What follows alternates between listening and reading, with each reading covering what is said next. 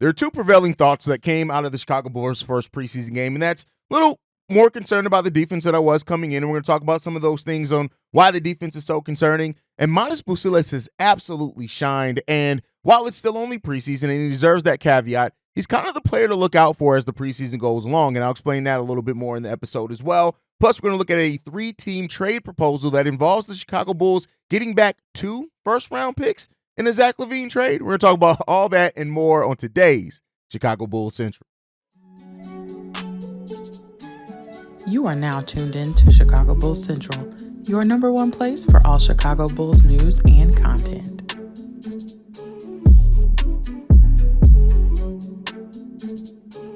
What's going on, Bulls fans? Welcome to another episode of Chicago Bulls Central, your number one spot for everything Chicago Bulls related. I'm the host there, Haize, but more importantly, you guys can follow the channel at Bulls Central Pod on every social media platform we happen to be on. With that being said, let's go ahead and get into this content for today, y'all. And everybody is talking about the concern about the Chicago Bulls defense. Billy Donovan talked about it again yesterday and said this: we're going to have some defensive challenges. There is no question.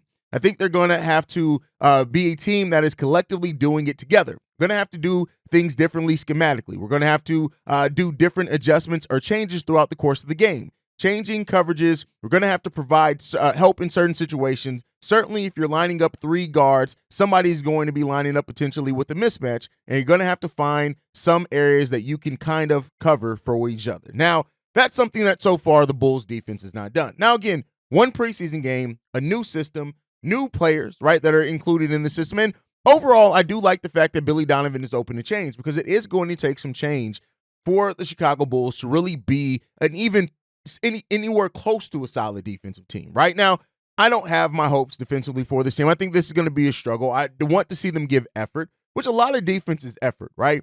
And when you can have a really solid team defensive scheme, it comes through all the players giving that effort and understanding, but communication is the key there. And that's where the biggest concern overall. Again, this isn't just from the preseason game. We'll get some of the things that were concerning from that game in a second, but overall, there's not really a communicator on the defensive side of the ball in that starting lineup, right? Zach LaVine, we know his defensive basketball IQ isn't the greatest. Nikola Vucevic, that goes without saying. You mentioned Vucevic's name. Vuce has no D's in his name because there's no defense in his game. And so that's there as well, right? And then you also look at, of course, Josh Giddey, who has talked about he wants to grow defensively, and I hope he is able to do that, right? Patrick Williams is really looked as the defensive anchor in that Chicago Bulls starting lineup, and unfortunately, Patrick Williams was bad defensively just like everybody else was. Now, Patrick Williams has his own things. He's recovering from a foot injury, so those type of things, getting his rhythm going. And that's what preseason is for, is to get rhythm going. And while, again, the caveat of everything is it's one preseason game, but overall the makeup of this roster leaves a lot to be desired defensively. Now, a player like Matas Buzelis was much better defensively than expected. Again, preseason caveat being thrown out there. We'll see how much that maintains over the course of this preseason. We got the whole topic on Matas Buzelis I'm going to get into. But overall, some of the things that were really concerning with this team is that, A, the lack of communication, the transition defense was really ugly as well. And Josh Giddey and Patrick Williams were just as bad as anybody else in transition defense, right? And so that's where it opens up to you have Bulls fans saying can we start Jalen Smith? Should we look to start Jalen Smith? Maybe Matas Buzelis should start over Patrick Williams, things like that. And while I don't think that those decisions may be made before the start of the season, that is something to look out for going into the season if it's not made before the start of the season, because this defensively, we've got some issues right now. And, the post defense is really going to be a difficult thing for the Bulls as well. Evan Mobley and Jared Allen combined in just the first half of that game, 11 of 15 from the field for 24 points. That's just not going to cut it. And so you're going to need that better transition defense. And Patrick Williams, especially if he's not going to be shooting and scoring the ball, he absolutely has to be better defensively. And again, that comes with the caveat that it may take some time for him to ramp up. But he has a lot of Patrick Williams, while still the scoring role may not be there for him, he still may be the 4th, maybe even the 5th option at times offensively. Defensively, that's where Patrick Williams can make his bread and butter on top of transition and things like that. So he has to do there, and he got overpowered in the last game against the Cleveland Cavaliers. And so there are definitely some concerns for that. But then also on the perimeter, Donovan Mitchell and Darius Garland also combining for 20 points, going 8 of 15 shooting as well. The Cavs got everything they wanted in that first preseason game. Now, the Cavs are a much better team than the Bulls, right?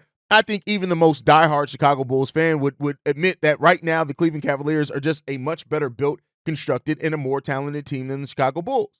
So that's a big part of this as well. Like, they're just more talented.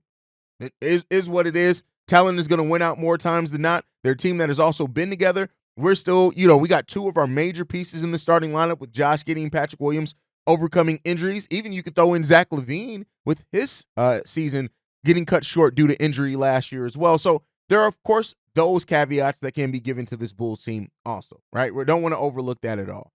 But the defensive aspect of this team is going to have to be something that we are going to have to work on as a team. And we're going to have to try to find the right lineups out there. Of course, when Ayo Dosunmu came into the game, it was a much better, different tone, both offensively and defensively. And that's because of Ayo's vocality and the way that he does communicate on that defensive side of the ball. The Bulls are going to have to figure that part of it out. And whether it's done collectively, whether it's done whatever, the Bulls are going to have to figure it out, because defensively for this team this season, it could be a long, grueling defensive season. And I think it's also highlighted by the fact that the offense just didn't look as smooth as what you want the offense to be smooth, how smooth you want it to be. And of course, again, that's what preseason is for, right? So, of course, a lot of this is going to be, let's wait and see how this team looks when we get in the regular season. Let's go through these next 4 preseason games, continue to work out the kinks, and the hope is that when we tip off for the regular season,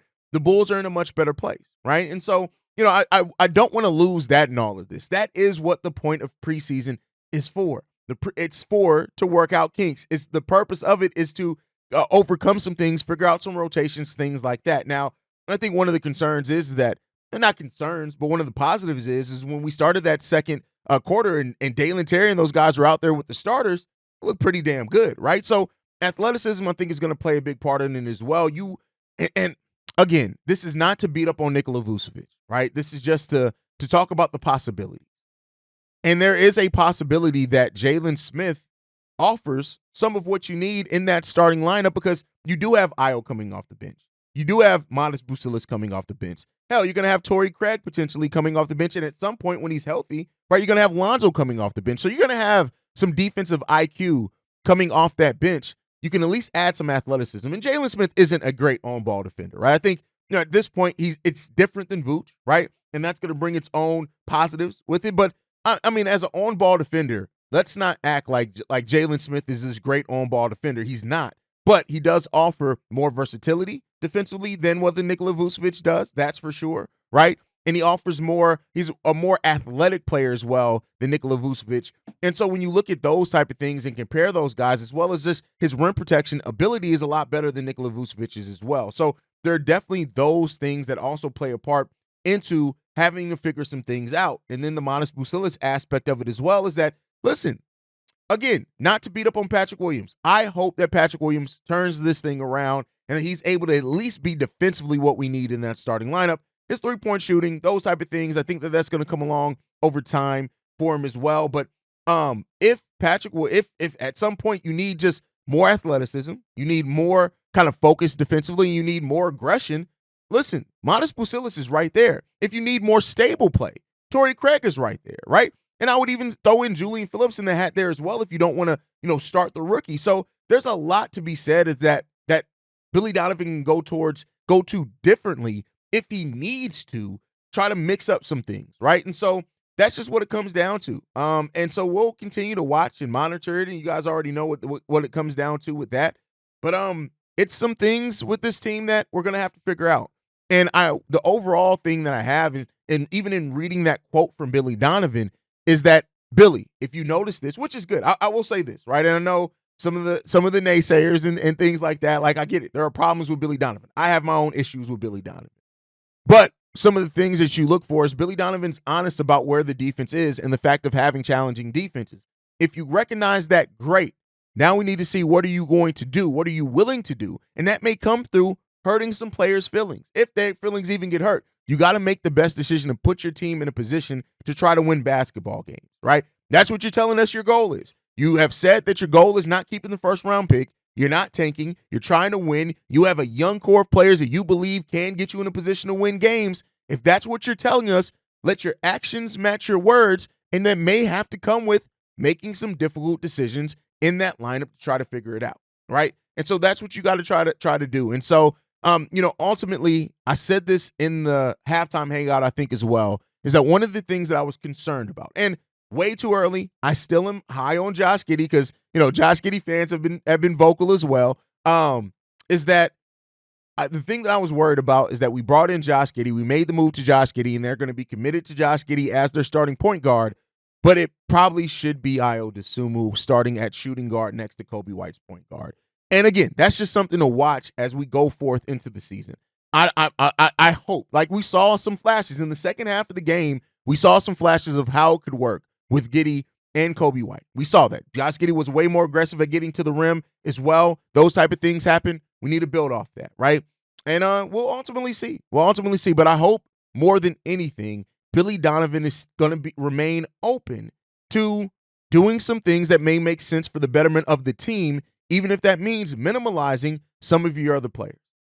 And I'm not necessarily saying minimalize, but maybe not have them starting. Maybe it means that you move Vooch to the bench. Maybe that means that you start Kobe and Ayo eventually if you can. Again, I'm not saying that that's a right now thing, but I'm just saying throwing out scenarios. Maybe that means starting Matas Buzelis or Julian Phillips over Patrick Williams, not because you still don't think highly of Patrick Williams and he's still going to have a role on the team, but maybe they're just a better mix for the starting lineup, right? You got to do that. And one thing that I've said before, that this Bulls team can, for example, learn from the Bears is that one thing that the Bears do, and they've done every offseason, every training camp, is they don't, regardless of your draft position or anything, if you're ready and you mix with that starting lineup, he's willing to move some things around. And so that's going to be something to stay focused on as well. And just finding the right mix of guys to kind of make up some things. And so we'll see. But let me know what you guys think down below. As far as the defense, when it comes to the Chicago Bulls, what are some things that you think could fix it? Do you think it just is these guys getting on the same page, figuring each other out, and we'll be okay? Or do you think that it may come down to maybe starting a Jalen Smith, maybe starting a Matas Buzelis, right? Maybe making those adjustments in your starting lineup to where you're getting a better defensive output. Let me know what you guys think on that down below. All right, with that said, let's go ahead and get into the next topic for today, and that's Billy Donovan commented on Matas Buzelis' preseason debut. And I think this is a long way. A big question coming into the season for a lot of Bulls fans, understandably, was what is Matas Buzelis' role going to be? Is Billy Donovan going to play him? And in that first preseason game, Buzelis showed you a little bit of everything. And Billy Donovan said this: I thought he was really good. He's active. He runs the floor. He's aggressive. He's physical. He's going to get stronger. There are things he made mistakes on, which you expect, but overall, I love his mentality. He has a really good work ethic. He wants to get better, and he has a toughness to him, the way he plays. And I think every Bulls fan that watched that game is going to agree with that quote. Matas Buzelis showed everything that he could in a preseason game, albeit it's a preseason game, right? And there's going to be some of that of, hey, can he do it once the season? What is he? Not can he? How much of this is going to translate when it's in the regular season, when he's in there against a starter? How it's going to look when he's out there one time while Jason Tatum is out there and he gets rotated on a Jason Tatum, some things like that, right? And I've said it before. I think the best thing for a player with the mentality and the aggressive level of Matas Buzelis is that he does get cooked out there at times, right? And he's going to give that effort. We saw it in the first game. The effort is going to be there. And one thing with Matas that you can trust is that he's going to want to be the greatest version of himself. He holds himself to a high regard. Yes, he's cocky, but he's cocky in the sense of I'm going to keep getting better, right? You can only hold me back so long, and if you beat me, you're not going to beat me doing the same thing twice, right? And so I love hearing this quote from Billy Donovan because to me, this is a sign. I'm not going to take it as a 100% indicator yet, but this is a sign that Billy Donovan recognizes that putting Matas Buzelis on the court is going to give you an opportunity to win basketball games because Matas Buzelis has a winning mindset, he has a winning mentality, and he's going to give the effort that needs to be done there. And Buzelis for himself as well talked about his debut. He said this: felt great. Little things to work on and learn, but overall, I think it was pretty good. The main thing for me is win the game. Glad we won. Had a couple of mistakes down the stretch, but we got it done. And that is another reason why people are going to love Matas Buzelis, because as much as his own game, and he can talk about his own game, every time you hear Matas Buzelis talk, it comes back to winning.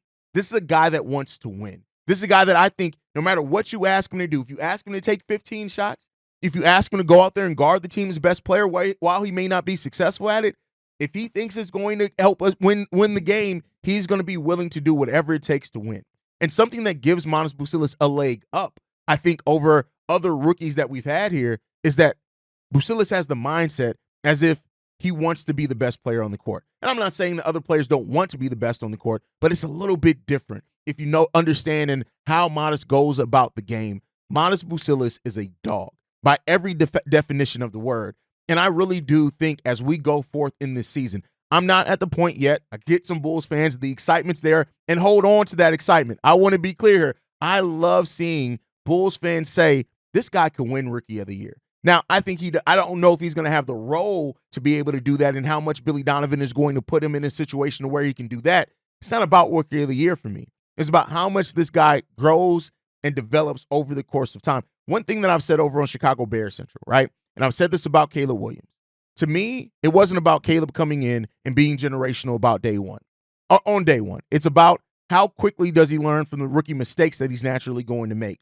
And that's also how I'm looking at Matas Buzelis. How quickly is he learning from the mistakes month to month? What has been that growth month to month for Matas Buzelis, right?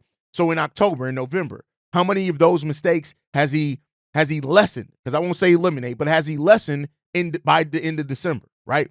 Those type of things are how I'm looking at Matas Buzelis. But I am telling you now, I will not be surprised if Matas Buzelis ends up being a starter by the end of this season. I won't be. I won't be. Now, I still don't know if that means that he's on a path for Rookie of the Year, right, or anything like that. But the way that Buzelis is and how much he's willing to do everything, the skill, and not even just willing, he has the skill set to do a little bit of everything. And we saw it in last game. And the thing that I was concerned the most about Matas Buzelis, outside of the shooting, and the shooting, we'll see how that goes. That's not something typically you fix in 1 year. I know he's been working with Peter Patton. We may not see the results of that till next season, but if we do, great. But the concern with me, it was two concerns, is how effective can he be offensively even when his shot isn't falling? And I think with the tempo that we're pushing, with having Josh Giddey and Ayo Dosunmu and Lonzo Ball as players that can get a guy like Matas Buzelis the ball in transition, as long as he's cutting and slashing to the rim, even outside of transition, I'm not too worried about the effectiveness he can have on the offensive side. Now, he may not have a bunch of versatility on that offensive side of the ball, but I do think he can be effective. And the second concern that I had is the on-ball defense of Matas Buzelis. The blocks, the steals, those things are there, but on-ball defensively and the strength and conditioning part of it. And, Matas Buzelis showed that he took a step. He's already taken a step from where he was at the end of his G League year, right, before getting drafted, and where he was at the end of Summer League. He already looks better on ball. He looks more aware on ball, those type of things. And so, we'll see as that grows and develops for him. He's going to have some shortcomings. He's going to have a game where he gets absolutely cooked. It's going to happen, and that's okay. He's a rookie, right? But I just look at Matas Buzelis, and not to kind of put all the hopes and dreams on Matas Buzelis of the Bulls' future, but in a little way, it's there, right? Getting a player like Matas at number 11, who was slated by most mocks to go number 5, right? To go in the top 5. And if he hits on some of that potential, and again, I'm not saying all that needs to happen is rookie year, but to start showing that path there, to start getting into that development, keep in mind, and I'm not comparing the players because Derrick Rose was number 1 overall, but the Bulls didn't expect to start. Like, go back and look. They were expecting to have Derrick Rose come off the bench initially. Now, Kurt Heinrich got hurt. Derrick Rose had an amazing preseason, and he won that starting position. Matas Buzelis, I would not be surprised if he ends up winning that starting position at some point this season. I'm not going to put a cap on it, but at some point this season, because that's just the type of player Matas Buzelis is.